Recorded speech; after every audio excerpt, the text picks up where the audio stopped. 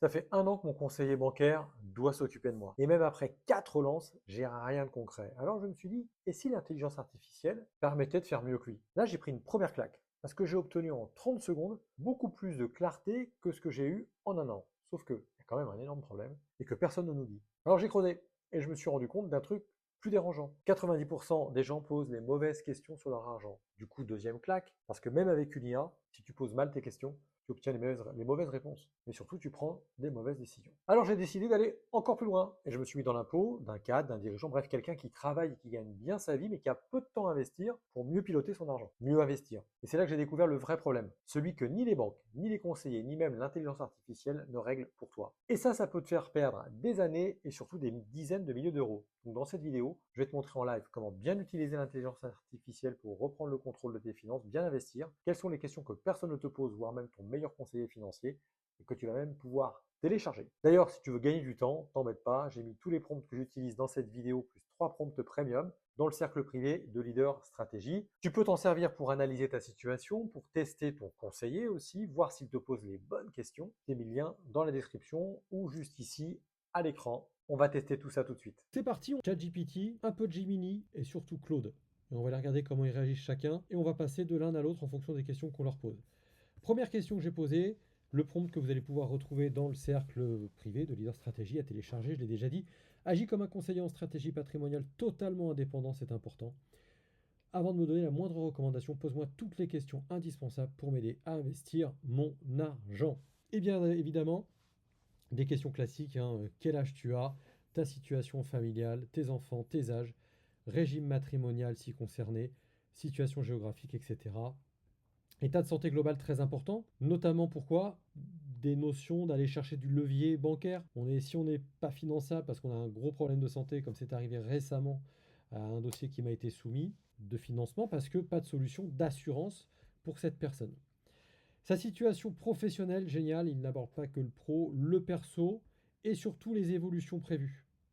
Est-ce que tu envisages des hausses, des baisses? Là, on est sur la partie revenu, des cessations d'activité. Ça, c'est très important. Ton niveau de dépendance à ton activité, en clair, si tu t'arrêtes, qu'est-ce qui se passe? Là, je pense qu'il sous-entend la notion d'assurance, la notion de prévoyance. Ça sert à rien d'aller faire des plans sur la comète, des stratégies d'investissement, si au premier coup de vent, au premier pépin, au premier arrêt de travail un peu long, ben, on a une perte de 50% de ses revenus. Donc ça, c'est un truc à regarder en priorité. Ton patrimoine, t'en es où? Voilà, il va balayer un peu tout. Là, il va mettre la partie crypto-monnaie, très intéressant. Dans l'immobilier, mais bien les SCPI, c'est cool. Sur l'immobilier, il dit, bah voilà, tu fais du locatif, c'est quoi le cash flow, donc le rendement net positif, ou pardon, la trésorerie nette positive mensuelle, par exemple. C'est quoi le rendement? Quelle fiscalité tu utilises? Ça marche. Est-ce que tu as également des investissements dans des business? Question très pertinente. Très très pertinente. Tes dettes, tes engagements, t'en es où? Et là, très important. Donc, situation, objectif, il pose bien la question. Et alors là, il faut vraiment bien regarder toutes ces questions. Pourquoi tu veux investir? Il fait des propositions, parfait. Mais à chaque fois, dites-vous par exemple, si je veux investir et que je veux avoir un complément de revenu, je veux en dessous à quel horizon? Quand? Bah à 0,3 ans. Et combien tu veux générer, par exemple, en revenu? Ou quel capital cible tu veux atteindre. Surtout, quelle date tu te donnes. C'est très intéressant. Un objectif qui n'est pas timé, c'est un objectif qu'on a peu de chances d'atteindre. Ton rapport au risque, je vais appeler ça la volatilité. Alors là, attention, quelle perte temporaire maximale es-tu prêt à accepter? Alors, faut pas parler de perte. Là, pour moi, il fait une erreur. Il faut parler de moins-value ou de plus-value. Exemple, j'achète une maison, je la paye 1 million. Si à un moment donné, elle est évaluée à 900 000 euros, donc moins 10%, comment je réagis? Et c'est pas une perte, c'est une moins-value. Et à l'inverse, évidemment, si je l'achète 1 million, elle en vaut 1,1 million, c'est une plus-value de 10%. Mais j'ai rien gagné dans le second cas, j'ai rien perdu non plus dans le premier cas. Il faut vendre pour dire réellement j'ai perdu ou j'ai gagné. D'accord? Donc c'est plus combien est-ce que tu es prêt à voir en moins-value et en plus-value évidemment, mais en moins-value avant de commencer à plus pouvoir dormir, à avoir envie de vendre, et là où c'est dangereux, on prend des décisions un peu dingues, hâtives. La fiscalité, dans quelle tranche marginale d'imposition? Donc là, vous allez en page 3 de votre avis d'imposition et vous regardez, donc ne regardez pas le taux moyen d'imposition, mais vraiment le taux marginal d'imposition. J'ai déjà fait une vidéo là-dessus en expliquant ce qu'étaient les tranches et où est-ce que se trouve l'essentiel de votre revenu ou la partie la plus taxée de votre revenu. Ça, c'est important. Dans quel pays tu es, évidemment. Il faudra lui dire parce qu'il ne le devine pas forcément. Qu'est-ce que tu as déjà mis en place comme optimisation fiscale? Ensuite, quel est ton niveau de maturité en finance? Est-ce que tu es débutant, intermédiaire ou avancé? Alors là, attention, parce qu'on peut se dire, ah ben moi je suis avancé, et puis en fait, je ne sais pas ce qu'est un ETF, tu vois, une SCPI, je ne sais pas ce que c'est, un produit structuré, je ne sais pas ce que c'est, des obligations, je ne sais pas non plus. Et très important, combien de temps est-ce que tu es prêt à consacrer à la gestion? Et alors très peu, ça ne veut rien dire, mais surtout quelques heures. Voilà, dis combien? Combien d'heures par jour, combien d'heures par semaine, combien d'heures par mois? Flux d'épargne, très intéressant. Combien est-ce que tu peux investir aujourd'hui? Quel est ton capital disponible? Ou chaque mois, de combien tu peux te séparer sans que ça remette en question ta vie. Bon, là, il aurait pu être un peu plus précis, mais c'est déjà pas mal. Quelles sont tes contraintes et tes préférences? Donc là, c'est plus des aspects psychologiques. Est-ce qu'il y a des choses dans lesquelles tu veux absolument pas investir? Par exemple, j'entends souvent l'immobilier, j'en veux pas parce que je veux pas avoir à gérer des locataires, j'ai peur de pas me faire payer, j'ai peur des squatteurs, etc. Est-ce que tu as besoin de liquidité rapide? Là-dessus, ça veut rien dire liquidité rapide. C'est concrètement combien et à quel horizon. Mais on verra un peu plus loin qu'il est plus précis sur ce sujet-là. Et puis, eh ben, il y arrive justement. Quels sont les points critiques à ne pas rater? Est-ce que tu as une épargne de sécurité? 6 mois de dépenses. On est complètement d'accord. Donc 6 mois de dépenses incompressibles ou 6 mois de revenus. Es-tu correctement couvert? La question, elle est trop fermée, c'est dommage. La question aurait dû être, si tu t'arrêtes demain matin par rapport à tes revenus d'activité, si tu es arrêté à cause d'un arrêt de travail temporaire, de combien sont tes revenus? Est-ce que tu perçois toujours 100% de tes revenus? 80, 90, 50? La transmission, est-ce que tu y as réfléchi? Voilà, bonne question. On va aller voir tout de suite ce que nous propose Gemini. Il revient sur la situation actuelle. Ton âge, marié, sous quel régime on est OK? Revenus, dépenses. Alors c'est tout de suite où il parle de la capacité d'épargne mensuelle. Qu'est-ce que tu as déjà? Qu'est-ce qu'il pourrait y avoir de nouveau? Il parle du PEA, je ne sais pas si on en parlait, ChatGPT. Ouais, il en parlait, c'est OK. Quand aurez-vous besoin de cet argent? 2, 10, 20 ans. C'est plus précis, c'est mieux. On va voir Claude après, c'est carrément mieux. Tu vois, là, il dit à quel horizon tu en as besoin? 0, 3, 3, 10, 10 ans. Là, en même temps, il anticipe des notions de court, moyen, long terme. On va voir que c'est utile tout à l'heure. Quelles sont tes connaissances financières? Ta tolérance à voilà, la tolérance à la volatilité, je trouve que c'est quand même vachement, drôlement mieux.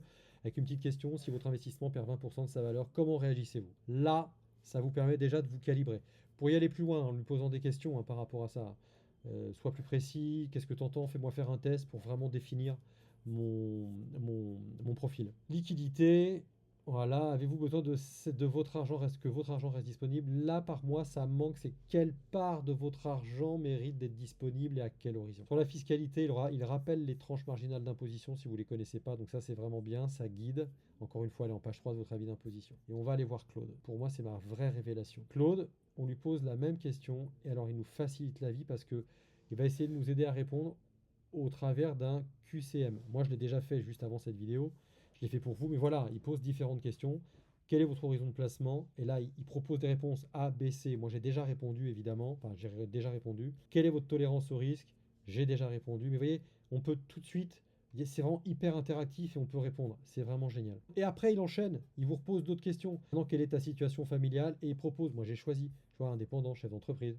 Quelle tranche décrit le mieux votre patrimoine net actuel? Ça, c'est une question que ne m'a pas posée ChatGPT.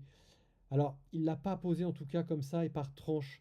Là, Claude m'aide vraiment, si vous avez encore une fois, je l'ai dit, vous êtes dans la peau de quelqu'un qui a peu de temps à investir sur ces questions-là. C'est triste d'ailleurs, parce que vous passez 8-10 heures par jour à aller gagner votre vie, mais vous ne passez pas une demi-heure par mois ou 2 heures dans un mois ou allez 4 heures dans une année à vous poser la question de ce que vous allez faire de bien avec cet argent. Mais déjà, si vous regardez cette vidéo, voilà, je pense que vous êtes déjà au bon endroit, mais tous les copains qui ne la regardent pas ou qui ne posent pas ces questions, bah, en fait, passent leur temps à remplir un espèce de porte-monnaie, à le vider, et à pas se poser la question de comment est-ce qu'on pourrait optimiser tout ça. Tout ça, c'est cet argent, c'est la contrepartie du temps de vie, donc de la vie, notre énergie. Bon, bref, on va pas épiloguer, mais quand même, vous aurez compris l'idée. L'épargne de précaution, c'est génial. Après, pose pareil, un questionnaire à choix multiples. Quelle somme souhaitez-vous investir ou réallouer à court terme? On se rappelle que la question, c'était pose-moi toutes les questions pour m'aider à investir mon argent.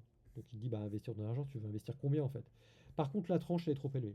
Entre 50 et 150 000, ouais, enfin franchement, c'est x3. Donc là, ça manque de précision. J'aurais préféré qu'il me pose une question du genre, quelle somme es-tu prêt à investir? Bon, ok, tu réponds 50 à 150 000. Peut-être qu'il redescende entre les deux. Ouais, mais entre 50 et 150, c'est entre 50 et 100, 100 et 150. Pour aller un peu plus vite, parce que là, entre 50 et 150, les possibilités sont multiples. Donc là, pour le coup, et puis il y a trop d'écart. Typiquement, tu auras plus l'opportunité de faire un investissement IMO si tu as 150 que si tu as 50. Encore une fois, toute proportion gardée, attention. Voilà, vraiment, voilà. Et puis après, il fait un petit récap. Bon, bah, si j'ai bien compris, ok. Alors, il fait déjà des recommandations. Il dit attention, votre statut de chef d'entreprise, il change tout. Si vous investissez, c'est en nom propre ou en société, ou via votre société. Mais il aurait pu aller plus loin. Mais ça, c'est dans les recommandations. Est-ce que tu vas investir en nom propre ou via une société? On n'est pas obligé d'investir via sa société d'exploitation. Moi, j'ai un cabinet de formation, d'audit, conseil. Je ne vais pas forcément faire mes investissements via cette société. Après, remonter sur une holding qui le ferait, ça peut avoir du sens, mais là, je vais un petit peu trop loin. Bon, là, il est à fond, il propose déjà une allocation entre 50 et 150. Et là, attention, regarde, il dit déjà, il propose des produits. Donc là, attention aux biais. Il parle de Linksea, Spirica, Generali. Alors ça me va bien parce que Generali, c'est un de mes partenaires, mais même chez Generali, il y a deux familles, il y a plusieurs produits. Il y a des produits grand public, il y a des produits gestion privée. C'est un peu large, quoi. Je pense que là, il est allé sur Internet, comme il y a beaucoup de pubs effectuées sur Linksea, de Spirica, filiale du Crédit Agricole, il y a un gros battage médiatique là-dessus. Il est fort probable qu'il soit biaisé, comme on dit, influencé par ça. Donc là, attention. Il propose du PER individuel, ok, des revenus locatifs sans gestion directe, du PEA. Ah bah voilà les trois questions que vous devez absolument trancher. Alors avec un pro, c'est marrant parce que là, lui, c'est le seul des trois IA qui m'a renvoyé vers un professionnel. Il fait même déjà des préconisations. Je vous déconseille de faire de l'immobilier locatif en direct avec ce budget et cet horizon. C'est dommage parce que qu'est-ce qu'il en sait? Il n'a pas calculé ma capacité d'emprunt. Donc peut-être que le prompt est trop général. Il me déconseille les produits défiscalisants clés en main, vendus en réseau, souvent survendus, peu liquides, frais cachés, détruisent la performance. Alors j'ai tendance à être d'accord. J'ai tendance à être d'accord. C'est pas parce que je suis d'accord que c'est objectif. Il parle de Pinel. Attention, on est en 2026. Pinel, c'est fini. Donc là, il y a quelques limites quand même. Moi, je le sais parce que je suis dans le métier. Mais si vous faites ça tout seul, vous ne le savez pas forcément. Ok, alors en revanche, c'est génial, il met vraiment un message d'alerte. Je suis une IA, pas un conseiller en gestion de patrimoine agréé. Alors, un agrément, je ne sais pas ce qu'il entend par ça. Ces recommandations sont à titre informatif. Avant tout acte, blablabla, je vous encourage vivement à consulter un CGP indépendant. CGP indépendant, je suis d'accord. Par contre, membre CNCGP ou Anacofi, c'est un bon début, mais il n'y a pas que. Moi, typiquement, je suis à la CNCEF. C'est une autre association des experts financiers. Alors, par contre, bah là, je ne l'ai pas payé pour, mais regardez. Idéalement, rémunéré en honoraires plutôt qu'en commission. Ouais, c'est le modèle vers lequel j'ai basculé depuis 2 ans. Et si quelqu'un vous vend du conseil, bah, il va vous livrer du conseil. S'il est payé sur le conseil, il va tout faire pour que son conseil soit le meilleur et le plus objectif. S'il est payé sur la vente des produits qu'il conseille, même s'il est bienveillant, et c'est quelque chose que j'ai fait pendant 8 ans, 10 ans, pour autant c'est biaisé. Donc ça, c'est très intéressant. On arrive au deuxième prompt. Là, je lui dis, voilà, maintenant, à partir de ma situation, organise mon argent en 4 catégories. Encore une fois, vous pouvez retrouver ces prompts. J'en ai fait 5 plus 3 bonus que vous allez retrouver dans le cercle privé à télécharger, je l'ai déjà dit. Voilà ce qu'il me propose. Logique globale. Ton argent ne doit pas être investi en fonction des produits, mais du temps et de ton besoin réel. Et il dit ça les choses très bien. Court terme, c'est de la sécurité absolue. On va retrouver l'épargne de précaution. Le moyen terme, on va être plus flexible. Et le long terme, on peut chercher de la performance. Là, je l'explique moi, mais il faudrait lui demander pourquoi tu me dis ça. Si j'ai 15 ans devant moi, je peux aller chercher de la performance. Parce qu'on a le temps d'avoir des retournements de marché, de se récupérer, etc. Il met même des petites images. Bon, ok. Un fonds d'urgence, il faut comprendre l'anglais. Voilà, il explique donc pour chacun des poches la sécurité court terme. Donc le court terme, ça sert à quoi? On veut nos 3 à 6 mois de dépenses. Par contre, si vous êtes indépendant, il dit tu peux aller jusqu'à 12 mois. Ça, c'est super intéressant. Il parle du fonds euro en épargne de sécurité. Alors oui et non. Non, je suis pas d'accord. Sur certains produits de Generali, il y en a un seul. Oui, parce qu'ils peuvent, on peut récupérer son capital en laissant les intérêts et en 72 heures. Donc ça, c'est OK. Donc ça peut être quasiment considéré comme de l'épargne de précaution type livret A. Mais livret A, tu fais un virement, tu as tout de suite l'argent sur ton compte courant. Alors que sur le fonds euro, il y a une petite démarche à faire et suivant tes interlocuteurs, ça peut être plus ou moins long. Qui plus est, si tu as payé des frais d'entrée pour placer ton argent sur un contrat d'assurance vie en fonds euro, parce que le fonds euro c'est ça, c'est sur assurance vie, si c'est pour le ressortir au bout de 3 mois, c'est pas dit que ce soit très très rentable l'histoire. Voilà, il donne quelques exemples, je ne vais pas m'attarder là-dessus. Sur la partie, alors il y a la partie après projet moyen long terme, ok. Il dit tu ne peux pas te permettre une grosse perte au mauvais moment, donc pourquoi il dit ça? Bah sur rien, tu peux te permettre une grosse perte au mauvais moment. Et encore une fois, c'est pas une perte, c'est une moins-value. Si j'ai besoin de me récupérer mon argent à un moment donné où je suis en moins-value, c'est que j'ai mal calibré ce dont je pouvais avoir besoin à court terme. Donc ça n'avait rien à faire dans le moyen ou long terme. Et sur le long terme, Il dit voilà tout ce que tu peux faire, génial. Alors le private equity, c'est à la mode, hein. Je ne sais pas s'il est influencé par ce qu'il lit sur Internet. Accessoirement, je vous ai fait une vidéo sur le private equity vraiment complète. Mais franchement, je vous ai tout mis dedans pour que vous arrêtiez de vous faire avoir par des émissions qui vous disent qu'il faut aller là-dedans ou des clubs investisseurs. Des ETF, alors il ne parle pas des unités de compte. Il parle des ETF direct, c'est un peu dommage. Des unités de compte, au moins, c'est bon, c'est une bonne alternative. J'ai aussi fait quelques vidéos là-dessus où je montre que des unités de compte arrivent à faire mieux que des ETF. Ok, l'optimisation fiscale. Ok, il vous dit un truc très intelligent. L'erreur classique, c'est d'investir pour défiscaliser. Non, la bonne approche, c'est d'optimiser après avoir structuré, mais c'est surtout, regarde, ça c'est beaucoup mieux la règle d'or. Un bon investissement, ça reste bon sans avantage fiscal. Un mauvais investissement reste mauvais même s'il y a une défiscalisation. Et après, voilà, répartition juste à ajuster selon le profil. Alors il y a des grosses marges. En fait, là, normalement, quand on lui répond en lui indiquant son âge, je crois que ce que n'a pas fait Claude, pas poser la question. Parce qu'en fonction de l'âge, c'est pas la même chose. Ça manque, vous voyez, ça manque de. Si on pouvait avoir le même type de questionnement en mode interactif, type QCM, qu'il y a eu chez Claude, chez ChatGPT, je pense que ça aurait été plus efficace. D'ailleurs, il y a peut-être le prompt, il faudrait peut-être le revoir et lui dire voilà, pose-moi des questions en mode interactif ou prépare-moi un QCM. Je te le remplis et avec ça, tu commences à me faire des préconisations. À garder. Bon, vous avez vu, j'ai un petit peu abandonné Gemini parce que clairement, le match pour moi se fait entre ChatGPT et Claude. On va aller sur le deuxième prompt, la question. À partir de ma situation, organise mon argent en 4 catégories, ça y est, on est parti. Et là, c'est pareil. Donc, il reprend les informations que je lui ai données et il me le sépare en 4 poches avec des visuels. C'est très très visuel. J'aime vraiment beaucoup hein, Claude, ce qu'il propose. En tout cas, je pense qu'il y a un biais aussi, c'est-à-dire que comme il nous propose des images, c'est tellement plus agréable à lire que on a tendance, à mon avis, à aller plus facilement vers Claude. Par contre, pourquoi 20 000 euros sur la partie moyen long terme? Pourquoi 50 000 en long terme? J'arrive à 70 000. Pourquoi mettre 30 000 sur la partie optimisation fiscale? Tu vois, en plus, il a écouté ce que je lui ai dit, il m'a dit fais 4 poches, mais moi j'aurais aimé qu'il me dise non, non, on fait pas 4 poches. La partie optimisation fiscale, c'est pas une poche en soi. C'est d'ailleurs, me semble-t-il, ce qui est dit par ChatGPT. Donc il dit, tu vois, il te dit, regarde, il me le dit là, répartition type, sécurité, donc en court terme, moyen terme, long terme. Mais il me dit bien, la fiscalité, c'est une couche transversale, c'est pas une case isolée. Là, il fait mieux le job. Alors que lui, il a été trop gentil, il m'a écouté. Il n'a pas fait son boulot de conseiller ou de pro. Vous pouvez glisser le curseur pour voir les montants s'adapter à votre capital réel. C'est génial. Comment je peux voir les curseurs? Alors, et il y a des petites questions à côté, hein. Comment est-ce que je peux optimiser mon PER en EURL? SCPI en direct ou via une assurance vie pour mon profil? Quel contrat assurance vie choisir? On va le tester, je suis avec vous, c'était pas prévu, mais j'y vais, je vais voir ce que ça donne. Alors là, il cherche carrément sur le web. Je précise, je suis sur une version gratuite sur Claude et version payante sur ChatGPT. Alors, il va sur le site Mingzi et meilleur taux. Ok, les contrats à surveiller. Pour un profil modéré. Sur la partie fonds à capital garanti, en clair le fonds euro. Amplitude mutuelle 3,75. Ok. Mutuelle Carac 3,55. Donc là, il donne les rendements, hein. Dans la catégorie fonds euro dynamique, alors ça me fait marrer. On parle de Goodvest. J'ai démonté Goodvest hein, sur un test, je vous l'avais fait, ça avait fait un même grand bruit à un moment donné. Il y a des bonus additionnels sur certains. Alors Generali en l'occurrence en fait partie. Je vais voir les gens de chez Abeille tout à l'heure, ça en fait partie aussi. Je vous en dirai peut-être plus sur une vidéo. Et dans la catégorie contrat en ligne sans frais, 3,50 net de frais. Ah, net de frais de gestion. Bah, les autres, c'est aussi net de frais de gestion. Donc, bon. Par contre, il y a une bonification à 1,50, d'accord. Si 30% du capital est investi en unité de compte, c'est souvent ce qui est proposé. Alors, ce qui compte vraiment pour choisir, il nous donne des recommandations. Les frais d'entrée détruisent après performance. En fait, c'est pas tant les frais d'entrée, non. Ce sont les frais de gestion qui détruisent, parce que c'est tous les ans les frais de gestion. Frais d'entrée, c'est une fois. Ça, c'est vraiment l'arbre qui cache la forêt. Vous allez négocier vos frais d'entrée. Les banques sont très fortes là-dessus. Allez, on vous fait 0, on vous fait 1 sur un produit médiocre. Après, vous êtes enfermé dessus, vous voulez y rester parce que vous dites, bah, l'avantage fiscal, c'est au bout de 8 ans. Si je pars maintenant, je perds mon avantage fiscal. Et à côté de ça, tous les ans, ils se servent en frais de gestion. Que le contrat performe ou performe pas. Donc ça, c'est pour le coup, pour moi, j'aime pas. Et vous pourrez faire le test vous-même. On va aller à sa conclusion.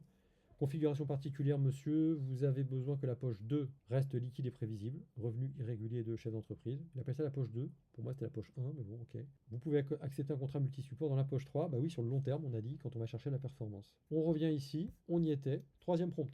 Donne-moi un plan d'action clair et priorisé sur 24 mois. Ne me donne pas une liste de produits, j'en veux pas. Je veux un ordre logique de décision à prendre. Et là, il me propose un plan d'action sur 24 mois, avec une phase 1. Déjà, il dit, première chose, je trouve que c'est très intéressant. Arrête-toi, première chose à faire. Fais un bilan patrimonial complet. Regarde ce qui rentre, ce qui sort. On regarde réellement de combien est ton train de vie. Alors attention, là, lui, ChatGPT ne sait pas que, en gros, j'ai déjà mes 6 mois d'épargne de précaution. Alors que je l'ai dit à Claude. Il dit c'est en place, donc je t'embête pas avec ça, je te pose pas de questions. Ok. Analyse tes assurances. On l'a dit tout à l'heure, il y avait une petite question sur ce qui était ici et il en parle dans ta situation personnelle. Quel est ton niveau de dépendance à ton activité? Si tu t'arrêtes, que se passe-t-il? En clair, de combien sont tes revenus si tu t'arrêtes? Et quelle en est la source? Quelle est la source? Très intéressant ça. Donc, question très pertinente. Après, la phase 2. Structure tes revenus, reprends le contrôle. Effectivement, segmente ton argent en 4 blocs. Je suis pas d'accord, on a dit 3 blocs, donc là il n'est pas cohérent.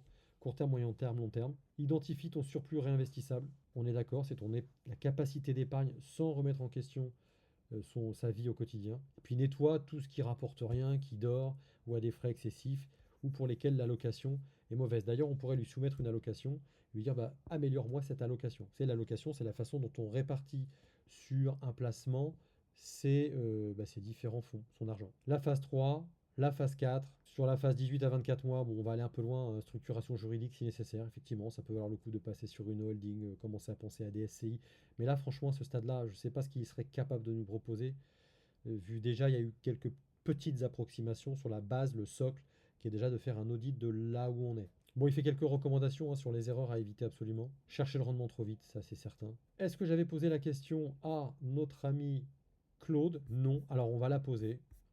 Et on va lui dire propose-moi un plan d'action sur 24 mois. Que nous répond-il? C'est parti. Ah, excellent. Première chose, il te dit rencontre, va voir un professionnel, expert comptable, pour cartographier votre situation EURL. Avant tout mouvement, il faut connaître 3 chiffres exacts, votre TMI réel. Ça, l'expert comptable, je vous ai dit, il n'y a pas besoin, vous êtes en page 3 de votre avis d'imposition. Le montant des bénéfices non distribués dans votre URL, bah oui, je lui ai dit que j'étais indépendant, donc lui pour le coup il va un peu plus loin. Ok, et le taux de votre crédit locatif. Ok, ça c'est l'idée, c'était de dire bah est-ce que si j'ai de l'argent, est-ce que je rembourse par anticipation ou pas? Tiens, question à poser à l'expert comptable. Juste génial, on regarde après. Décider d'investir en nom propre ou via la société? Ouais, mais là, c'est pas forcément ma société d'exploitation. Faut peut-être pas tout confondre là, mes amis. Là. La question est intelligente. Continue de répondre, il n'a pas fini. Hein. Ouais, Claude, je suis agréablement surpris, franchement. Hein. En fait, surtout même pour le visuel, la façon dont il montre les choses. Par contre, vous avez vu là, faut que je passe à la version payante. Vous voyez tout, le principe directeur est simple, chaque décision verrouille la suivante. Ok, vous ne pas décider du montant PER sans connaître votre TMI, très bien, je suis d'accord. La plupart des gens font l'inverse, etc. 2 actions ont d'une vraie urgence calendaire, l'ouverture de l'assurance vie. Bon, ok. Un PEA, pourquoi pas, pour l'avantage fiscal qui est donné par rapport à la durée de détention, 8 ans pour une assurance vie, 5 ans pour un PEA. Ok, bon, on n'aura pas la suite de l'histoire parce qu'après, il faut payer. Je paierai parce que je vais vraiment l'utiliser. Alors, les contrats à faible ticket d'entrée, tiens, ça m'intéresse. On va aller dessus. Qu'est-ce qu'il nous dit? Est-ce qu'il accepte ou pas? Parce que j'ai pas payé. Non, j'ai atteint ma limite. Donc, c'est foutu. Ça, pour ça, sauf erreur, quand j'étais en version gratuite sur ChatGPT, il me semble que je pouvais parler beaucoup plus. Vous me direz dans les commentaires si c'est le cas. Vous essaierez d'aller plus loin. Mais là, pour le coup, prendre un abonnement payant Claude parce que j'aime beaucoup sa mise en forme, la façon dont il interagit, même si j'ai beaucoup de choses. Bon, mes amis, on va se faire déjà une pré-conclusion à là où on en est. Donc la conclusion, c'est très bien d'utiliser l'intelligence artificielle pour uniquement préparer son entretien avec un conseiller en investissement. Ça permet de préparer le terrain, de comprendre. Autre chose pour moi, c'est important parce que ça permet de tester son conseiller, qu'on le connaisse déjà ou pas du tout, en lui posant, en vérifiant qu'il nous pose les bonnes questions, pour voir s'il est en train d'essayer, s'il est là pour nous conseiller ou pour nous vendre. Très important. Pour moi, c'est très bien aussi pour anticiper des solutions à envisager. Donc d'arriver en disant, vous aviez par exemple, vous ne connaissiez pas certaines solutions, là vous pouvez travailler avec lui pour dire, attends, tu me proposes, tu m'as parlé de SCPI, tu m'as parlé de ETF, c'est quoi ce truc? Je vous le dis parce que j'ai eu le cas d'un ami qui est l'époux d'une banquière. On a eu un petit échange, je lui dis bah tiens, t'as pas conseillé des ETF? Il me dit c'est quoi des ETF?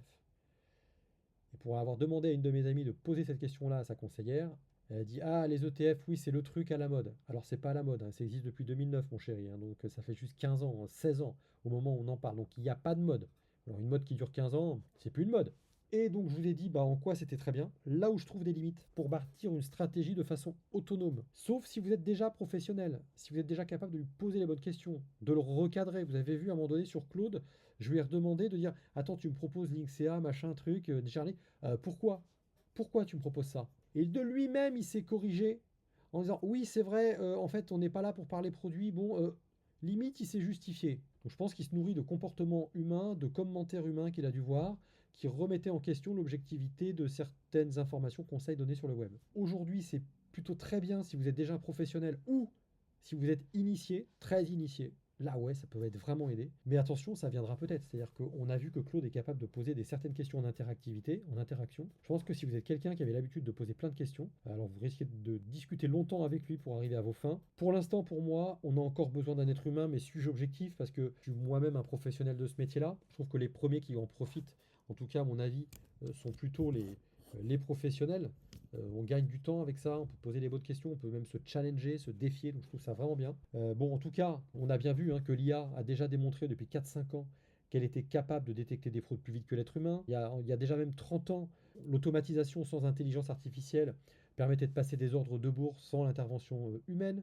On a déjà eu des tests en 2018 avec Adrian ou Hayden, pardon, qui était un robot advisor en Chine, capable de converser avec des clients pour leur faire des conseils en investissement sans qu'ils s'en rendent compte.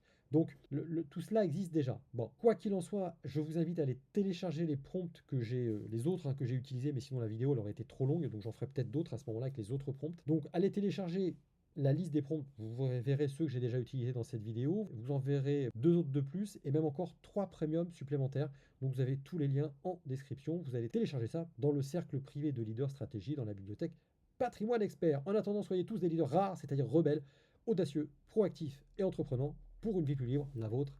À très bientôt. Ciao, ciao.